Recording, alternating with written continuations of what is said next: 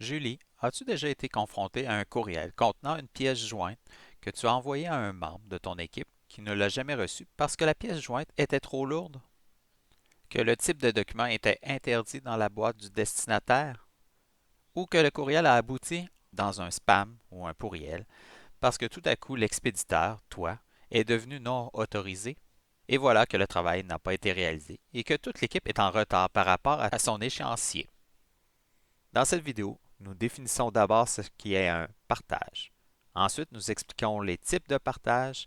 Enfin, nous discuterons des avantages et des risques d'utiliser ces systèmes. Le partage de fichiers en ligne consiste à gérer, partager et échanger des fichiers à distance à travers un réseau informatique, qu'il soit public ou privé. En fonction des autorisations d'accès, les utilisateurs du réseau peuvent afficher ou modifier des fichiers en cours de partage, ce qui permet à une équipe d'accéder aux fichiers dans un but spécifique. Un fichier informatique comporte plusieurs informations numériques réunies sous le même nom et il est doté d'un format spécifique. Il inclut les fichiers audio, musique, voix, des fichiers vidéo, des fichiers images, des fichiers texte, les fichiers exécutables, les fichiers compressés, etc. Il existe une panoplie de standards et de formats qui définissent le type de fichier, sa qualité et sa compatibilité. Le partage de fichiers est devenu une pratique quotidienne pour la plupart d'entre nous. La plupart des documents et des fichiers que nous partageons sont transférés numériquement plutôt que physiquement. Examinons les différents types de partage de fichiers. Les protocoles de transfert de fichiers sont les plus utilisés sur Internet sont un groupe d'utilisateurs spécifique. Ces derniers peuvent accéder aux fichiers via un serveur ou les modifier à l'aide d'un mot de passe. Les réseaux égal à égal sont des systèmes impliquant du matériel informatique et des logiciels conçus pour communiquer sans serveur central. Cette forme de transfert de fichiers utilise des réseaux entre personnes qui partagent le trafic et les fichiers plutôt que de disposer des fichiers sur un serveur centralisé auquel les utilisateurs ont ensuite accès. Les supports de stockage amovibles sont des supports physiques, par exemple un disque dur amovible, une clé USB, qu'il faut partager physiquement pour que les membres d'un groupe puissent y accéder. Les services de nuage ou de cloud tels que Google Disk, Apple Cloud, stockent les fichiers de l'utilisateur sur un serveur central afin de permettre leur affichage, leur modification et leur enregistrement. Ces services permettent un partage de fichiers simple entre différents périphériques et prennent en charge les autorisations et les mots de passe, à l'instar du FTP. Le partage de fichiers s'effectue à différentes manières et chacun a ses avantages et ses inconvénients. Comprendre les différentes manières dont les fichiers sont transférés sur les réseaux est un aspect essentiel pour comprendre comment sécuriser le partage de fichiers. Pratique puisqu'il permet de partager de gros fichiers difficiles à faire par courriel. Le poids des fichiers joints dans le courriel est souvent limité, par exemple à 10 ou 20 MB.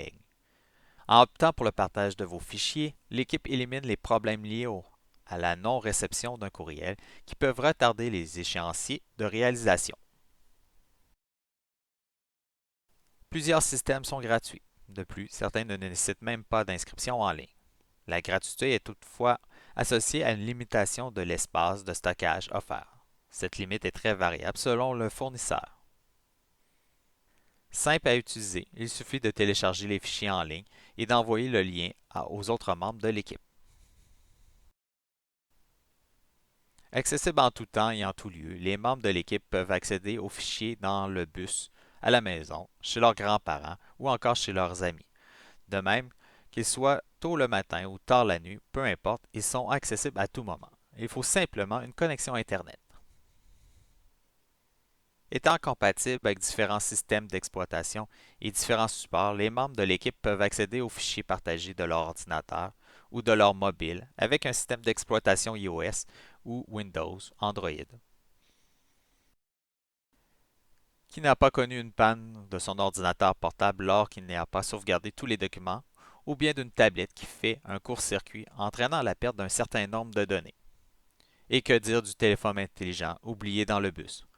Dans toute situation, un système de partage de fichiers est utile puisqu'il permet de stocker en ligne des documents importants afin de ne pas les perdre. Les systèmes de partage de fichiers sont essentiels lorsqu'un travail est réalisé en équipe. Les documents partagés peuvent être modifiés sans avoir à le renvoyer par courriel après chaque mise à jour. Les membres de l'équipe ont ainsi toujours accès à la version la plus récente du travail. Enfin, chaque système de partage de fichiers est sécurisé par un code d'accès choisi en équipe ou que seuls les membres le connaissent. Autant les services de partage facilitent la collaboration entre membres de l'équipe, il existe aussi des risques à accéder à ces services. Il est facile de télécharger par erreur des fichiers infectés par des virus ou un malware via un réseau peer-to-peer si le membre de l'équipe ne les vérifie pas avant de le télécharger. Avec les réseaux peer-to-peer, il est également possible d'accéder accidentellement à du matériel protégé par des droits d'auteur. La distribution de tels fichiers peut entraîner de graves problèmes aux membres de l'équipe de la part des auteurs. Les services de transfert de fichiers, s'ils ne sont pas sécurisés, laissent des données ouvertes aux pirates informatiques et aux personnes malveillantes. Malheureusement, aucun système n'est à l'abri des utilisateurs malveillants qui accèdent aux services de partage de fichiers que toute l'équipe utilise. La prudence est toujours de mise pour éviter le vol de données. Enfin, il faut être prudent si l'équipe se partage des données sensibles. Une utilisation inappropriée d'un service de partage de fichiers peut les rendre accessibles au public et entraîner des conséquences graves aux membres de l'équipe. Julie, tu connais maintenant ce qu'est un partage de fichiers ainsi que ses avantages et ses risques. Si tu recherches à répétition un fichier sur ton disque dur en te disant que tu l'avais bien sauvegardé dans un dossier et tu ne le retrouves plus, consulte la vidéo qui t'explique comment gérer un partage de fichiers.